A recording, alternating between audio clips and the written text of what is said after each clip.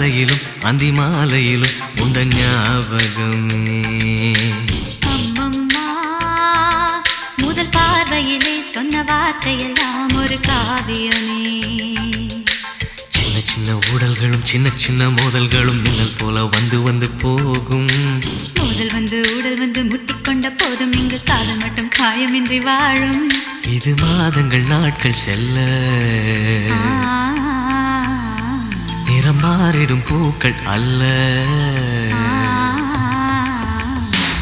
மீனம்மா அதிகாலையிலும் அந்தி மாலையிலும் உந்த ஞாபகமே.